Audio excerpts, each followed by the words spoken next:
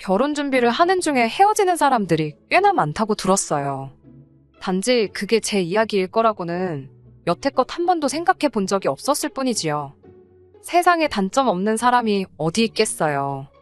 어지간한 일이라면 긴 시간 연애해온 만큼 몰랐던 사실이라도 제가 묻고 넘어가겠는데, 이건 제가 남자친구랑 결혼을 하는 건지 예비 신우자리랑 결혼을 하는 건지 싶을 정도로 헷갈려서 결국엔 결단을 내렸습니다. 진작에 저희 어머니 말을 들었다면 적어도 결혼 준비를 시작한 몇 달 안 되는 시간이나마 낭비하지는 않았을 텐데, 제가 뭐가 잘났다고 무슨 고집을 그렇게 부렸나 싶어요. 어른들 말 들어서 손해볼 게 없다는 게 무조건 맞는 말은 아니겠지만 괜히 있는 말이 아니라는 생각을 갖게 되었습니다. 결혼까지 생각했던 남자친구와는 인연이라는 길다면 길고 짧다면 짧은 시간을 연애했습니다.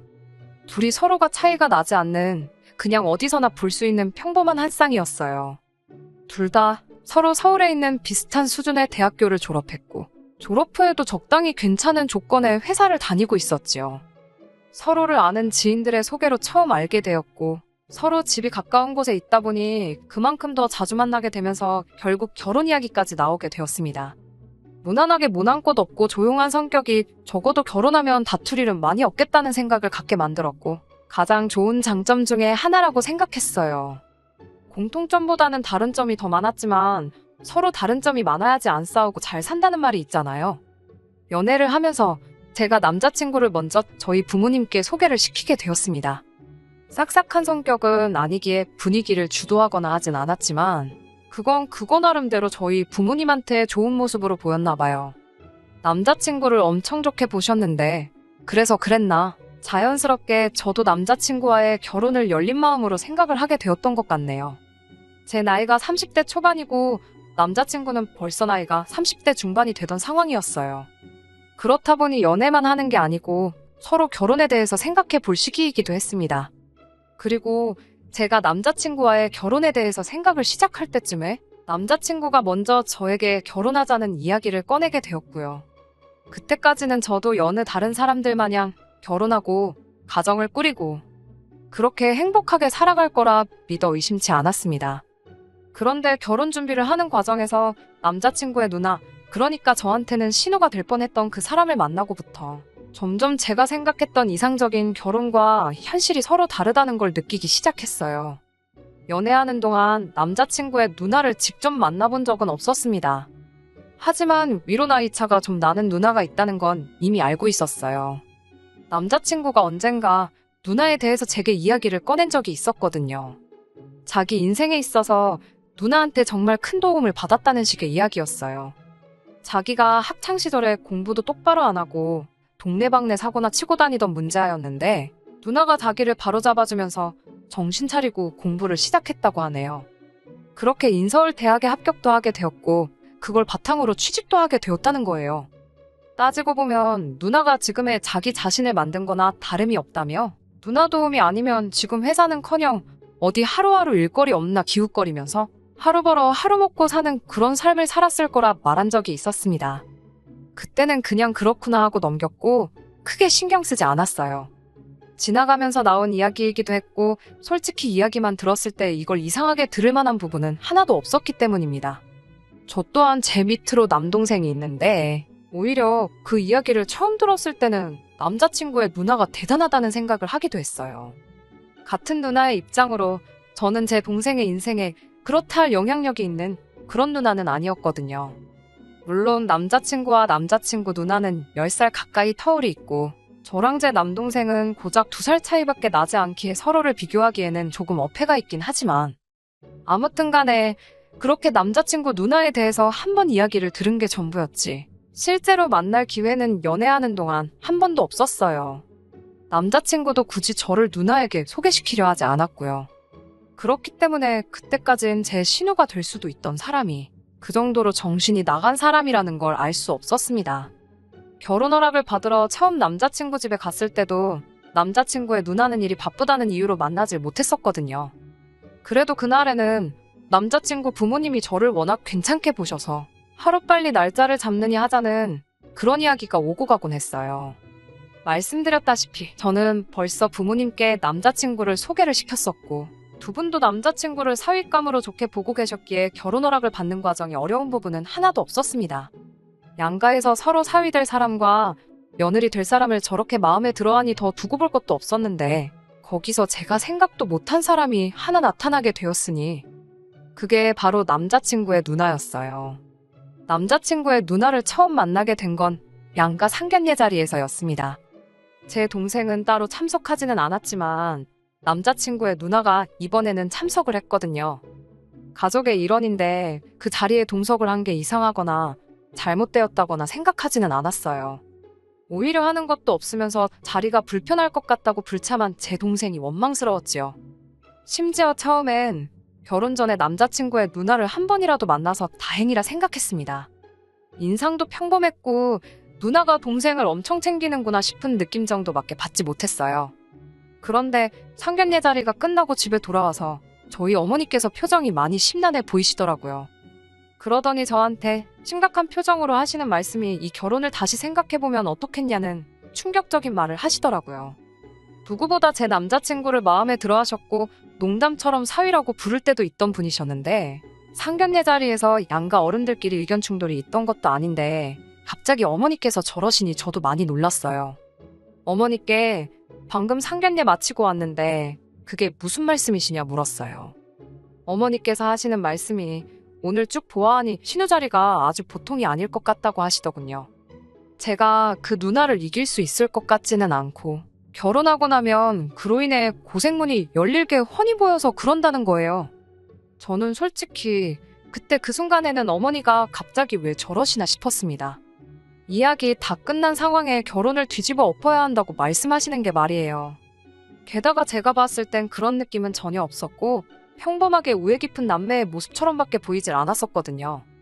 누나가 동생 챙기고 동생이 누나 챙기고 귀찮다고 안 나온 제 동생하고 비교해보면 얼마나 보기 좋은 모습 아니냐고 어머니 말에 대들었었지요.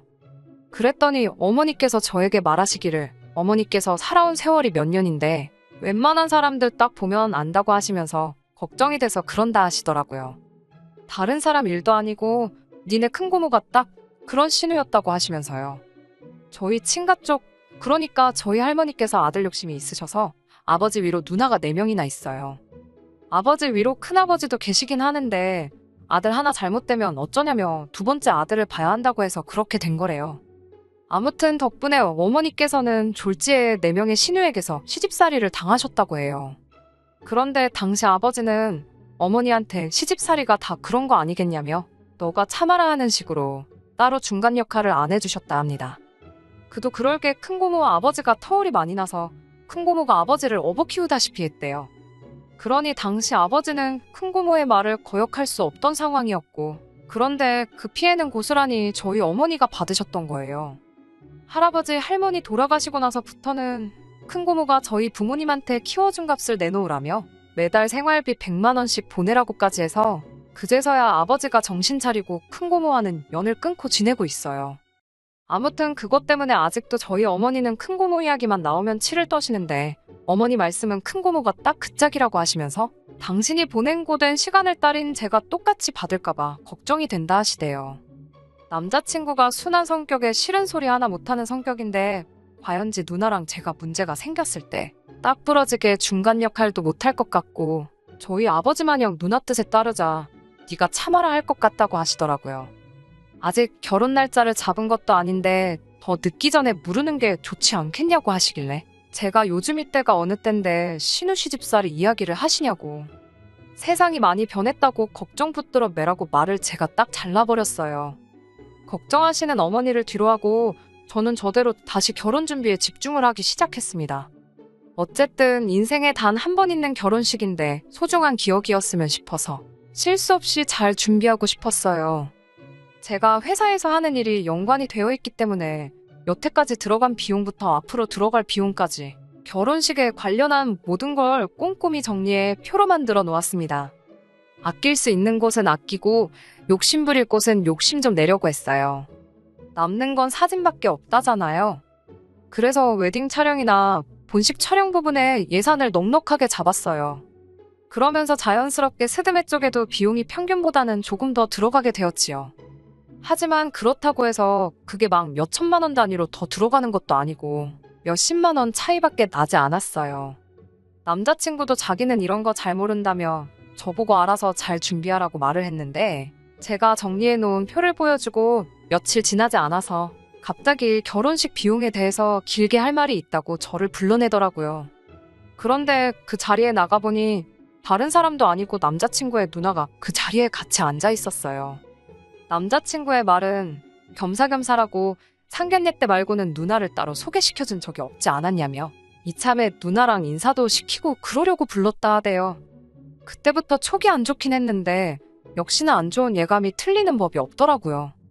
남자친구의 누나가 제가 남자친구한테 보내줬던 예산을 정리해놓은 표를 들이밀면서 옳게 될 사람이 씀씀이가 아주 보통이 아닌 것 같아. 신우되는 사람으로 그냥 두고 볼 수가 없어서 한마디 하러 나왔다는 말을 하더라고요. 그때 문득 어머니께서 제게 걱정되었다고 하신 그 말이 떠올라서 아차 싶었습니다. 그리고 제가 준비한 예산을 두고 주저리 꼬투리를 잡기 시작하더라고요. 웨딩홀 식사는 미리 먹어봤느냐 하는 사소한 잔소리로 시작해서 본격적으로 시비를 걸어오기 시작했어요. 저도 여기저기 알아봤고 결혼식 비용에 신혼여행까지 포함해 2천이면 평균적인 비용이라고 알고 있었는데 돈을 물쓰듯이 쓰네 어쩌네 하면서 내 결혼식인데도 마치 자기가 결혼하는 것 마냥 이것도 잘 알아본 거 맞냐 저건 너무 비싼 거 아니냐 하면서 자기 말만 들으면 결혼식 비용을 반으로 줄여주겠다니 어쩌니 허세를 다 부리더라고요. 결혼식 영상이니 웨딩 사진이니 결혼하고 나서 아이라도 태어나보라고 그런 거 보면서 추억에 잠길 여유 같은 게 없는 것이 현실이라면서 쓸데없는 데다가 거금을 쓰지 말라더라고요. 시간을 돌릴 수가 있으면 자기는 웨딩 사진부터 생략하겠다나 어쩐다나요. 그러더니 스드메도 자기가 다니는 동네 미용실 언니한테 부탁할 테니 그 사람한테 받으라고 하고 촬영도 자기 지인 중에 사진 아주 기가 막히게 찍는 사람이 있다며 그 사람한테 부탁을 하겠다는 겁니다. 돈 아끼는 것도 좋지만 각자 분야의 프로페셔널들이 있고 저도 다 알아보고 진행한 건데 뭐 저렇게 감노하라, 배노하라 하는 건지. 그런데 그 와중에 남자친구도 지 누나 말에 고개를 끄덕이면서 이렇게 돈을 아낄 수 있는 부분이 많았냐고 하면서 역시 경험을 무시할 수는 없다면서 누나 대단하다고 엄지를 축혀 올려 세우고 있더라고요. 애초에 내가 내 결혼식을 어떻게 하는 건 이제 더 이상 중요한 문제가 아닌 듯 싶었어요. 제가 알아서 하겠다는 말을 하기도 전에 그럼 스드메랑 촬영은 이렇게 넘어가면 되고 하면서 다음 할 말을 또 끄집어내더라고요. 저희가 생각해둔 결혼식 날짜가 내년 3월 중순쯤 추위가 살짝 풀릴 때쯤에 올릴 계획이었어요. 그런데 신우가 날짜를 듣더니 결혼식까지 아직 5개월이나 더 남지 않았냐며 시간을 아끼려면 지금 임신을 해야 한다고 하는 겁니다. 남자친구도 30대 중반이면 이른 나이가 아닌데 뭐 여자 나이 30대 초반이면 늦은 거라고 아이한테 안 좋은 영향이 있을 수도 있다면서 하루라도 유전자가 젊을 때 아이를 가져야 한다는 거예요. 그러면서 아직 5개월이나 시간이 남았으니 결혼식 올리기 전에 아이를 가질 수 있도록 지금부터 노력을 하라는 겁니다. 애를 미리미리 만들어두라니 무슨 음식 재료 준비하는 것도 아니고 저걸 말이라고 하는가 싶었어요.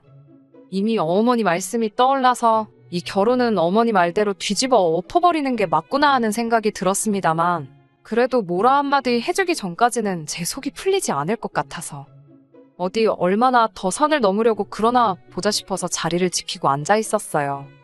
아니나 다를까 저한테 결혼 자금으로 모아놓은 돈에 대해서 묻더라고요. 제가 모은 돈이 1억, 남자친구가 모아놓은 게 1억 4천이었거든요. 이미 남자친구와는 서로 얼마 모았는지를 오픈해 놓은 상황이었고 그 예산에 맞춰서 제가 주도적으로 예산을 짜고 있던 상황이었지요. 제가 작성한 표도 인쇄해서 가지고 있었는데 분명히 남자친구의 누나가 제가 모아놓은 돈이 지 동생보다 4천이 적다는 사실을 모르고 물어봤을 거라는 생각이 들지 않았습니다. 아니나 다를까 결혼식 비용으로 돈을 저렇게 흥청망청 써제끼는데 모아놓은 돈이 많을 리가 없지 그러면서 저를 앞에다 두고 제 흉을 보더라고요. 결혼 후에는 얼마나 낭비가 심할지 눈에 보인다고 하면서 참으로 걱정이라는 거예요. 결혼 전이랑 후는 완전히 다른 거라면서 지금 쓰듯이 돈 써버릇하면 거짓골을 피하지 못할 거라는 겁니다. 그러면서 올케가 잘 모르는 것 같아서 그러는데 현실을 깨우칠 때까지 내가 돈을 관리해줄게. 이러는 겁니다. 생활비는 필요할 때마다 자기한테 타쓰고 그러면 자기가 영수증 검사도 하게 될 테니 자연스럽게 허튼 데다가 돈 쓰지 않고 과소비 안 하는 버릇이 들을 거라는 거예요. 말인지 똥인지도 구분이 힘든 소리를 줄줄 늘어놓고 있으니 저도 점점 빠져들더라고요. 이 개소리에 향연의 끝이 있을까 싶어서 얼마나 더 떠들 수 있나 지켜보기로 했어요. 남자친구의 누나는 저희들한테 고마운 줄 알라며 하나뿐인 동생 위해서 자기가 바빠서 그럴 시간이 없지만 돈 관리를 해주기로 결심을 했다고 하는 거예요. 제가 시큰둥하게 모시은 표정으로 지네 누나를 쳐다보고 있으니 남자친구가 낌새를 눈치챈 건지 그래도 누나 덕분에 결혼식 비용을 많이 줄여주지 않았느냐 하면서 누나가 원하는 대로 그렇게 하자고 하더라고요. 사실 여태까지 자기가 1억 4천이라는 거금을 모을 수 있던 것도 다 누나가 자기 대신 돈을 관리해줘서 그렇다고 하면서 누나가 돈 관리해주는 능력이 엄청 탁월하다고 믿고 맡길 수 있다는 겁니다. 더 듣고 있자니 시간도 아깝고 결국 남자친구 누나의 본심이 여태껏 제 앞에 개소리를 늘어놓은 이유가 제 월급을 관리해준답시고 제 돈을 가져갈 생각에 저랬던 걸 알게 되었으니 더 기다릴 필요가 없었지요. 그래서 남자친구 누나한테 여태껏 가스라이팅을 한 이유가 고작 동생 결혼하고 나서 동생 월급에 동생 와이프 월급까지 손에 쥐고 흔들고 싶어서 그런 거였냐고 했습니다. 가스라이팅은 무슨 가스라이팅이냐며 자기가 좋은 마음으로 해주는 건데 말버릇이 왜 그러냐고 받아치더라고요. 남자친구 누나한테 그 별것도 없는 새치어로 남의 월급을 통으로 가져가고 싶으면 좀 더 생각이란 걸 해봐야지 않냐고 잘 좀 생각해보라고 했지요. 남자친구가 저보다 모아놓은 돈의 액수가 많은 건 사실입니다만 남자친구나 남자친구 누나가 생각하지 않은 게 하나 있어요. 남자친구랑 제가 6살 차이가 납니다. 군대 다녀온 걸 감안하더라도 저보다 4년을 더 사회생활을 했고요.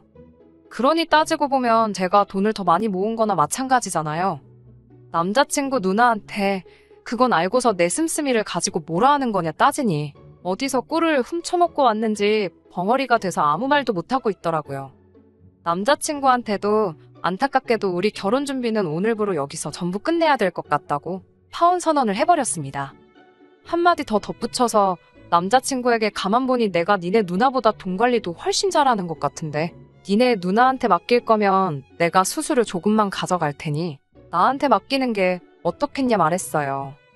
남자친구는 많이 혼란스러운 표정이었습니다. 솔직히 여태 만나온 시간이 있어서 그랬나 안타까운 마음이 들긴 했지만 평생 남자친구 누나한테 휘둘리며 사는 결혼 생활을 택하는 것보단 파혼이란 결정이 100번 옳다 생각했습니다. 마지막으로 남자친구한테도 정신 똑바로 차리라고 한마디 했어요. 파혼을 결정하는 데 있어서 일을 크게 만든 건 니네 누나가 맞지만 결정적인 역할을 한 건 앵무새마냥 누나 말이 맞다고만 대답하고 있는 당신 모습에 크게 실망을 해서 그런 거라고요. 그러니까 이 파혼을 가지고 누나를 원망할 게 아니라 자기 자신을 가장 원망해야 하겠다 쏘아붙이고는 자리를 박차고 나왔습니다. 일이 이렇게까지 될 줄은 몰랐지만 어머니 말씀에 진작에 귀 기울일 걸 그랬어요. 그러면 이런 꼴도 안 봐도 되고 시간도 많이 아꼈을 거 아니에요. 집에 도착해 자초지종을 이야기하니 그래도 결혼해서 이혼하는 것보다 파혼이 낫지 않냐면서 어머니께서 잘했다 하시더라고요. 어머니께선 오랜 세월을 바탕으로 축적된 경험으로 제게 해주신 충고였을 텐데 제가 너무 제 생각만 하고 자만했던 게 참 부끄럽더라고요. 아무튼 가스라이팅이란 게 그렇게 무서운 거라는 걸 이제야 알았네요. 거의 20년이 가까운 세월을 누나 말이 무조건 맞다고 맹신하고 거역도 못하는 사람이 돼버렸으니까요. 차라리 진작에 남자친구 누나를 만나봤으면 좋았을 텐데 이제 와서 다 끝난 마당에 생각해봐야 아무 소용없는 걸 알지만 누나가 일부러 상견례 날까지 결혼 날짜 잡을 때까지 자기 본 모습과 정체를 일부러 숨겼던 게 아닌가 싶습니다. 괜히 미리 보였다가 눈치채게 만들어 화투 내는 것보다 서서히 시간을 들여가며 자기 동생에게 했던 것처럼 저에게도 똑같이 가스라이팅을 할 계획이 아니었나 싶네요. 아마 저희 어머니께서 저에게 미리 경고해준 게 없었다면 만약이란 건 없지만 신우 말에 혹해서 넘어갔을 수도 있을 것 같네요. 그래도 어머니의 현명함 때문에 정말 지옥 문턱에서 유턴을 한 게 아닌가 싶어 안심이네요. 6개월 만에 다시 찾았습니다. 원래대로였다면 결혼식을 지난달에 올리고 딱 신혼여행 다녀와서 신혼생활을 즐기고 있었을 그때 그 스니입니다. 사연 남겼던 게 생각이 나서 이렇게 후기를 보내드려요. 사실 남자친구한테서 파혼을 하고 한 달이 지나지 않아서 다시 연락이 왔습니다. 제가 옳았고 누나가 틀렸다고 하면서 말이에요. 저는 솔직히 그날 충분히 이해를 시켜줬다고 생각했는데 제정신을 차릴 때까지 시간이 좀 걸린 게 아닌가 싶었어요. 얼굴이 반은 울상이 되어서 한다는 말이 누나가 여태까지 자기를 속여왔다는 겁니다. 무슨 말인고 하니 제 말을 듣고 자기가 곰곰이 따져서 계산을 해봤는데 아무리 생각해도 돈이 5천만 원 이상은 비는 것 같다고 하는 거예요. 자기가 자취를 하고 있었지만 뭐 취미가 있는 것도 아니고 술을 즐기는 것도 아니라서 생활비라고 별로 드는 것도 없는데 자기가 10년이 넘는 세월 동안 벌어들인 돈만 계산해봐도 1억 4천이면 돈이 너무 적다 싶었다네요. 그래서 지 누나한테 자기 돈을 관리한 내역을 좀 보고 싶다고 물어봤는데 누나가 보여준다 하면서 차일피일 미루다가 남자친구가 집까지 찾아가니 따로 관리한 내역을 적어놓은 게 없다는 식으로 나왔다는 겁니다.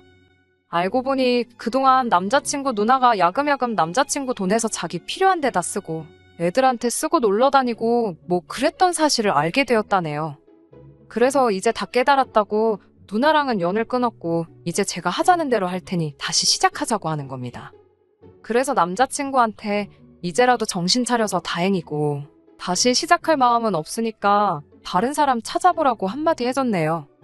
결국 스스로 잘해볼 생각은 없고 누나 대신으로 찾은 게 저니까 제 말 듣고 살겠다는 거잖아요. 자기 스스로 생각해서 결정도 못 내리는 그런 사람하고 살아봐야 좋을 거 하나 없고 저러다 또 언제 누나 품에 돌아갈지 누가 알겠나 싶어서 내 사전에 두 번째 기회란 없다고 그냥 잘 살려고 했습니다. 그렇게 영영 이별하게 되었는데 아쉬운 건 하나도 없네요. 그냥 속이 후련할 따름입니다. 끝까지 들어주셔서 감사합니다. 오늘의 사연은 여기까지입니다. 구독과 좋아요, 알람 설정 부탁드리고 더 좋은 사연으로 다시 찾아뵙겠습니다. 감사합니다.